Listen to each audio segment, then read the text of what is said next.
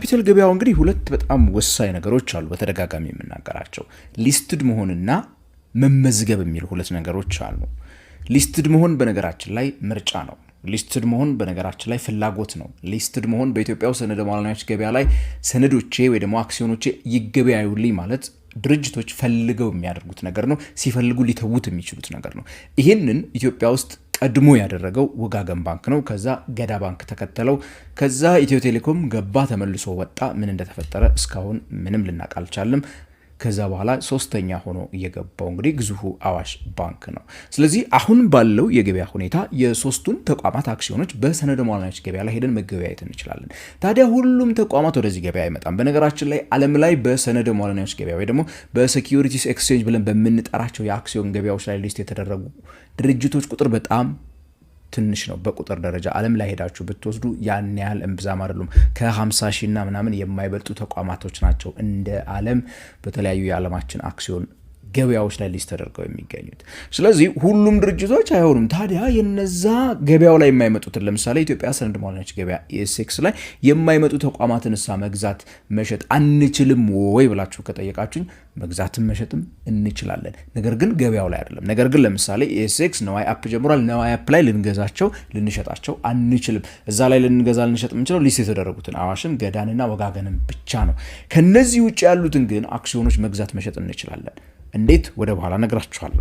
ነገር ግን እነማን ናቸው አሁን ባለው ሁኔታ በህጉ የተፈቀደላቸው? ሰሞኑን የኢትዮጵያ ካፒታል ገበያ ባለስልጣን ማስጠንቀቂያ ሲያወጣ መቼስ ሰምታችሁ ሊሆን ይችላል። አንዳንድ ድርጅቶች አክሲዮን እንሸጣለን እያሉ እያስተዋወቁ ነው። አልፈቀድኩላቸውም፣ አላቃቸውም፣ እንዳትገዟቸው ብሎ ሲናገር ሰምታችኋል። የፈቀደላቸው ታዲያ እነማን ናቸው? እሱን ልንገራችሁ። አሁን ባለው የገበያ ሁኔታ በኢትዮጵያ ካፒታል ገበያ ባለስልጣን ፍቃድ የተሰጣቸው ወይ ደግሞ አክሲዮኖቻቸውን አስመዝግበው የጨረሱ ድርጅቶች አሉ። እነዚህ ድርጅቶች የሚከተሉት ናቸው። አንድ ባንድ ልንገራችሁ። ዌብሳይቱ ላይ ሄዳችሁ ልታገኙት የምትችሉት ነው። አንደኛው የአቢሲኒያ ባንክ ነው። 15 ሚሊዮን የሚጠጉ ባለ 1000 ብር ሼሮቹን አስመዝግቧል። እርግጥ ነው ተጨማሪ ኦፈር ያደረጋቸው ሼሮች አሉ። 3.ምናምን ሚሊዮን የሚጠጉ ሌሎች ከ15ቱ ሼሮች ላይ በተጨማሪ ማለት ነው። እነዚህ 15000 ሼሮች ተመዝግበዋል ማለት ነው በኢትዮጵያ ካፒታል ገበያ ባለስልጣን። አክሲዮኖቹ ካሁን በኋላ እንዲያው ሰው ከሰው ሊያስተላልፈው ቢፈልግ ህጋዊዋን መስመር አልፈዋታል ማለት ነው። ከዚህ በፊት በነበረው አይነት ዝም ብሎ ሰው መሸጥ ምናምን የሚለው ነገር እንግዲህ ተከልክሏል ካልን አትሊስት ህጋዊ ማቀፉን ያለፈው አንዱ ይሄ ነው። ሌላኛው አዲስ ኢንተርናሽናል ኮንቬንሽንን ታውቁታላችሁ መቼስ። ሳሊተ ምሕረትን አልፋችሁ ወደ ሲኤምሲ ምናምን ለዚህ በምትሄዱበት ሰዓት ያለው ትልቁ የኮንቬንሽን ሴንተር ማለት ነው፣ ስብሰባ ማዕከሉ። እዛ ደግሞ 12.2 ሚሊዮን የሚጠጉ ባለ 1000 ብር አክሲዮኖች እንዲሁ ተመዝግበዋል። እንዳልኳችሁ ሊስት አይደለም የተደረጉት። እነዚህ አክሲዮኖች ለግብይት ይበቃሉ እንደማለት ነው። ታዲያ የዚህ ባለ አክሲዮኖች መሸጥ ከፈለጉ ሊሸጡ ይችላሉ፣ በኋላ እንነግራቸዋለን። ነገር ግን መሸጥ ካልፈለጉ ደግሞ ልታገኙት የምትችሉት አክሲዮን አይደለም ማለት ነው። ሶስተኛ አዋሽ ባንክ ቅድም የነገርኳችሁ ነው። የተመዘገቡት እንዲያውም 54 ሚሊዮን ሼሮች ናቸው ባይተው የተመዘገቡት። ሊስት የተደረጉት ገበያው ላይ 37.8 ሚሊዮን አካባቢ ሼሮች ናቸው። አራተኛው ዳሽን ባንክ ነው። እሱም ቢሆን 14.3 ሚሊዮን የሚጠጉ ባለ 1000 ብር አክሲዮኖችን ሙሉ በሙሉ በዚህ በኢትዮጵያ ካፒታል ገበያ ባለስልጣን አስመዝግቧል። ስለዚህ እነዚህ ሰነዶች መተላለፍ በሚችሉበት ደረጃ ደግሞ ብር እናውጣ ብትሉ ህገወጥ አይደላችሁም ነው የነዚህን አሁን የምነግራችሁ። ሌላኛው ኢትዮ ቴሌኮምን እዛ ላይ በተጻፈው መልኩ ስመለከተው ኢሲኤም ዌብሳይት ላይ እንደምትመለከቱት እንግዲህ 0 ተመዝግቧል ይላል አክሲዮን። ነገር ግን ደግሞ ኦፈር ለመደረግ ይላል እኛ ገዝተናል። ነገር ግን ገና ኦፈር ሊደረግ 10.6 ሚሊዮን አክሲዮኖች አሉ በ300 ብር ኦፈር ሊደረጉ የታሰቡ የምትል ነገር አለችው። የኢትዮ ቴሌኮሙ ግሬ ኤሪያ ላይ እንዳለ ወይ ደግሞ ግራንድ አጋባ የሚቀጥል ነው። ገዳ ባንክ 1.2 ሚሊዮን ባለ 1000 ብር አክሲዮኖች እንደዚሁ አስመዝግቧል በኢትዮጵያ ካፒታል ገበያ ባለስልጣን።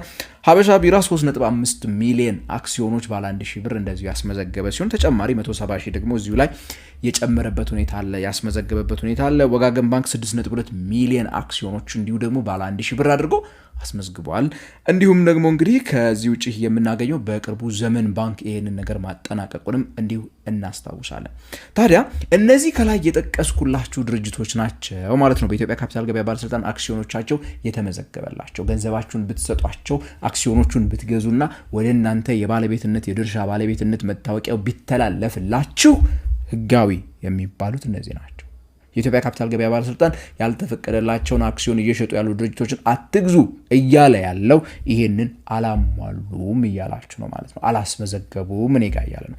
ታዲያ እነዚህ የጠቀስኩላችሁ ወደ 9 የሚጠጉ ድርጅቶች 3ቱ እንደነገርኳችሁ በኢትዮጵያ ሰነደ ማለነች ገበያ ነዋይ አፕሊኬሽን ላይ ገብታችሁ ወይ ብሮከሮቻችሁ ጋር ደውላችሁ ወይ ብሮከሮቻችሁ ጋር በአካል ሄዳችሁ መረጃዎቻቸውን ነዋይ ላይ ኦንላይን አይታችሁ ልትገዙም ልትሸጡም ትችላላችሁ። 6ቱ ግን የቀሩትን እንደዛ ልታገኙ አትችሉም።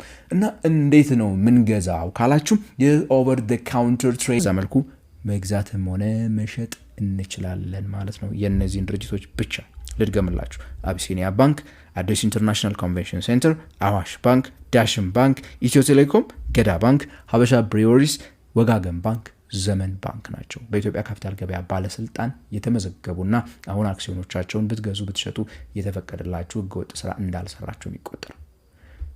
ምን ጥያቄ የሆነባችሁ የትኛውን ድርጅት አጣችሁት? እስቲ አስተያየት መስጫ ሳጥን ላይ ጻፉልን። በቀጣይ በሌላ የፋይናንስ ፕሮግራም እስከምንገናኝ ድረስ ከንጋቱ ፖስት የምሰናበታችሁ ቻናሉን ሰብስክራይብ እንድታደርጉ እየጋበዝኳችሁ ነው።